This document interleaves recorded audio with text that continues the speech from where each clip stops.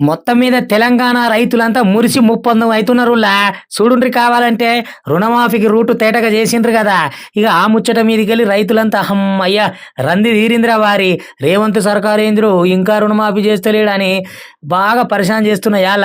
ఇగ తయారుగుండురి మీ బేంకు ఖాతాలల్ల కొత్తలు పడతాయి, కొరకొరలు పోతాయి అన్నట్టు సల్లని ముచ్చట సల్లంగా చెప్పిండు. ఇగ ఆ కానించెల్లి తెలంగాణలో ఉన్న జిల్లాల సంబరాలు అంబరాన్ని అంటుతున్నాయి. అటు రైతులు, ఇటు కాంగ్రెస్ నాయకులు కలిసి ఖతర్నాక్ కథ నడుపుతున్నారు.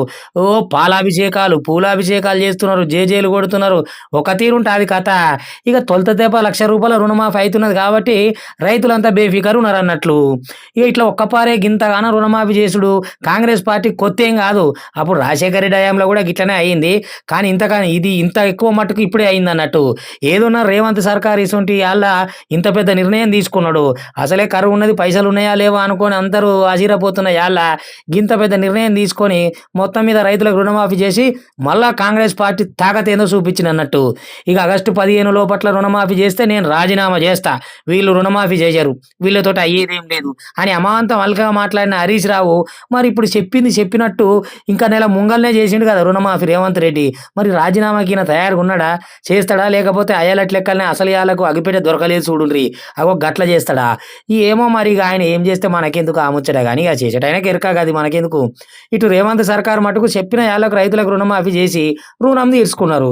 ఇక ఇది ఒక్కటే కాదు సారు, రుణమాఫీ చేసి మంచిగానే ఉంది, రైతులు కూడా ఆనందంగానే ఉన్నారు. కానీ గిటు రైతు బాగుపడేటట్టు రైతులకు పింఛన్లు ఆలోచన చేయుండ్రి, అటు పంటకు ఇన్సూరెన్స్ వచ్చేటట్టు ఆలోచన చేయుండ్రి.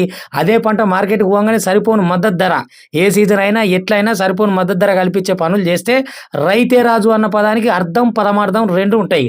ఇక మీ సర్కారు కూడా రైతుల దగ్గర సగర్వంగా నిలబడుతుంది, వాళ్ళు కూడా నెత్తిలో పెట్టుకుంటారు రేవంత్ సర్కారు మంచిగా ఉన్నదని.